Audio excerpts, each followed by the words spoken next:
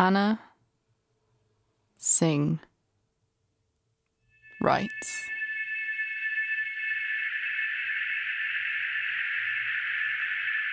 such sensibilities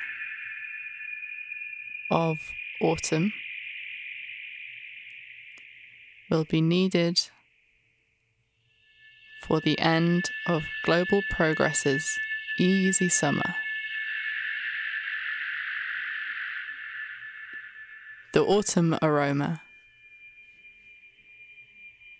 leads me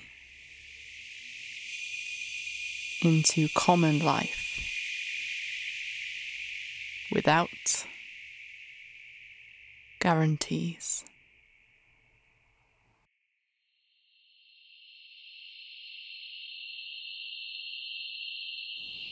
Indigo milk cap, bleeding tooth, amethyst deceiver, devil's cigar, veiled lady, dog stink horn, the prince, destroying angel, club foot, yellow mascara disco, sweet poison pie, stinky squid, red leg jelly baby salmon salad, bug Sputnik, chicken of the woods, silky piggyback, barometer earth star, King Alfred's cakes, witch's butter, cabbage parachute, pancake crust, candelabra duster, moon carrot rust, unexpected amanita, potato earthball, plums and custard, scurfy twiglet, bog jelly disc, puffball, ascot hat, slippery jack, the flirt, common eyelash, stinking smut.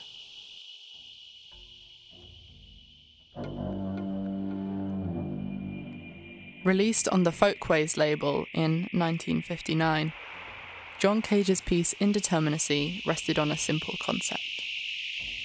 Cage would read stories, each a minute long, about subjects from Zen Buddhism to his love of mushrooms, each one picked randomly from a stack of cue cards. In another room and out of earshot, David Tudor improvised passages on the piano. The relationship between the music and the words was one of pure chance, working neither with nor against each other, merely existing side by side. Towards the end of his life, Guglielmo Marconi, the inventor of radio communication, came to believe that sounds did not die. That once a sound had come into being, it only became quieter and quieter, but did not disappear completely.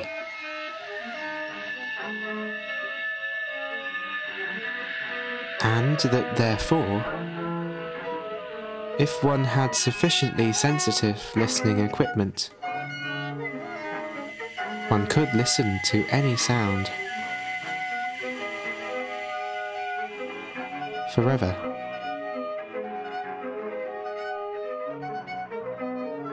Anna Singh writes, what do you do when your world starts to fall apart?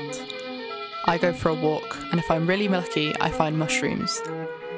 Mushrooms pull me back into my senses, not just like flowers through their riotous colours and smells, but because they pop up unexpectedly, reminding me of the good fortune of just happening to be there.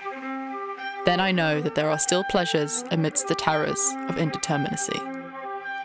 Terrors, of course, there are, and not just for me.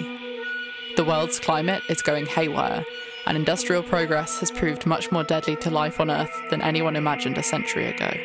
The economy is no longer a source of growth or optimism. Any of our jobs could disappear with the next economic crisis, and it's not just that I might fear a spurt of new disasters. I find myself without the handrails of stories that tell me where everyone is going and also why. Precarity once seemed the fate of the less fortunate. Now it seems that all our lives are precarious, even when, for the moment, our pockets are lined. artist J. Rim Lee created what she called an infinity burial suit. The fabric is laced with mycelium from edible mushroom species, which aid body decomposition and clean toxins from the body, which would otherwise leach out into the soil. On her process, she says, "I'm collecting what I shed or slough off, my hair, skin and nails, and I'm feeding these to edible mushrooms. As the mushrooms grow, I pick the best feeders to become infinity mushrooms." It's a kind of imprinting and selective breeding process for the afterlife. So when I die, the infinity mushrooms will recognize my body and be able to eat it. The Czech composer Václav Halík transcribes the music of mushrooms. It began in 1980, during a walk in the woods surrounding Prague with a mycologist friend. Upon finding a Tarzetta cupularis, Halík was surprised to find that he heard music emanating from the mushroom. "I heard an orchestra. Harps, flutes, and even a harpsichord were playing a melody," he recalls. He rushed home to fetch manuscript paper and write down what he had heard. Since then, he has been the interpreter of over 5,000 songs sung to him by mushrooms. According to Halík, there is no noticeable difference in the characteristics of edible or poisonous mushrooms. Forager Hank Shaw writes, "Burn morels are a creature of disturbance. If the forest is a hellscape, you are in the right spot. I keep a Google alert for fires in my part of the Sierra. Some are wildfires, some prescribed burns. Once the spring hits, I head up the hill to scout them. I am always too early, always. Our morel flush isn't the earliest in the country, so the southerners and even Midwesterners are getting big numbers by the time our morels show up. It can be frustrating, so I look and walk and look and walk. I think the earliest I've yet found morels in the Sierra was tax day, but normally it's the first week of May. I climb up the mountains chasing them as far as there are burns. Every once in a while I'll hear that subterranean thrum that always startles me. It sounds like it's beneath normal human hearing, but you can sense it anyway. I've fallen waist deep into the burned out root ball of a ponderosa pine. I've turned my ankle, slid down charred hillsides, and have had burnt twigs narrowly miss my eyeball, and about once a year I have a visitor. Usually it's a black bear, just at the edge of the forest, where I can barely see him. The literary critic Frank Kermode saw narrative fictions with their beginnings, middles, and ends as ways of making sense of the shape of our lives. Lives which are tiny blips in history, which has no discernible beginning or end. People, he writes, rush into the midst, in media res, when they are born. They also die in media rebus.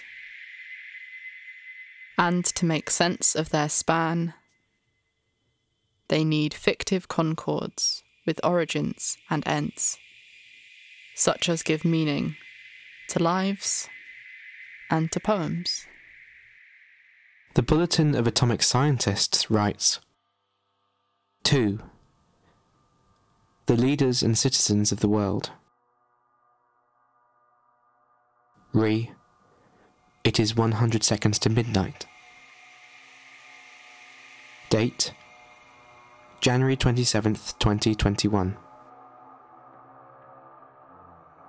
A dark nuclear landscape, with glimmers of hope.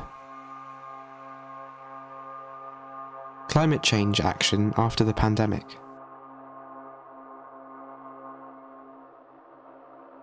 The COVID-19 infodemic and other disruptive threats. This is your wake-up call. Michael Pollan writes, wandering aimlessly and yet purposefully through the blackened forest, I realised I had entered the existential opposite of a garden. In the garden, Almost every species you encounter engages with you. Nobody hides, nobody means you harm. Your place in the local food chain is established and acknowledged. Everything you sense in the garden, the colours and patterns, the flavours and scents, is not only comprehensible but answers to your desires. It is as much anything else this mutualism that makes the garden the most hospitable of landscapes. For everything in it is, in some sense, an extension of ourselves, a kind of mirror. The forest proposes a completely different way of being in nature. The morels would just as soon I passed them by. In the forest, you're encumbered by none of the agriculturist's obligations of citizenship. You feel some of the traveller's exquisite lightness of being in a place oblivious to his presence, as well as his hyperreal sense of first sight, first smell, first taste. Michael Pollan writes, "The field guides contain our culture's accumulated wisdom on the subject of mushrooms. Curiously though, the process of imparting and absorbing this life and death knowledge works much better in person than it does on paper. I wonder if books fail us here because the teaching transaction, this one is good to eat, that one not, is so fundamental, even primordial, that we're instinctively reluctant to trust it to any communication medium save the oldest. Our ability to identify plants and fungi with confidence, which after all is one of the most critical tools of our survival, involves far more sensory information than can ever be printed on a page. Now I have held a freshly picked chanterelle in my hands, smelled its apricotty scent, registered its specific heft and the precise quality of its cool dampness. I'll recognise the next one, without a moment's hesitation." Michael Pollan writes, "Ben and Anthony had a slew of mushroom hunting adages, and I collected them over the course of the day. Seeing is beleating means you never see any mushrooms until someone else has demonstrated their presence by finding one. Mushroom frustration is what you feel when everyone around you is seeing them and you're still blind, until that is, you find your first. Then there's the clusterfuck, when your eyes are on and other hunters crowd you, hoping your good fortune will rub off. Clusterfucking, I was given to understand, was bad manners. And then there was the screensaver, the fact that, after several hours interrogating the ground for little brown dunce caps, their images will be burned on your retinas. You'll see. When you get into bed tonight, Ben said, you'll shut your eyes and there they'll be again. Wall-to-wall morels." Stephen Bottoms writes, "To save ourselves and the planet requires first for us to change our general climate of thinking. Because the survival of the fittest approach propels us inexorably toward the species versus the other species around it, or versus the environment in which it operates. There is, Gregory Bateson wrote, an ecology of bad ideas, just as there is an ecology of weeds. And to point this out is to remind us that the environmental and the mental are inextricably interrelated. If Lake Erie is driven insane, its insanity is incorporated in the larger system of your thought and experience.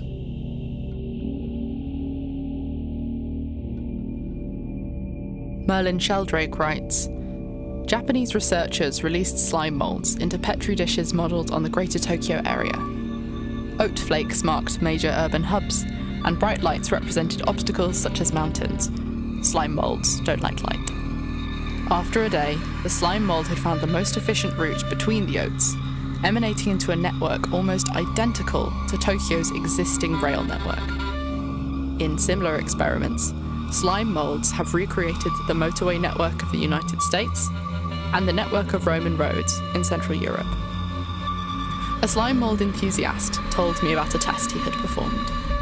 He frequently got lost in IKEA stores and would spend many minutes trying to find the exit. He decided to challenge his slime molds with the same problem and built a maze based on the floor plan of his local IKEA. Sure enough, without any signs or staff to direct them, the slime molds soon found the shortest path to the exit. You see, he said with a laugh, they're cleverer than me.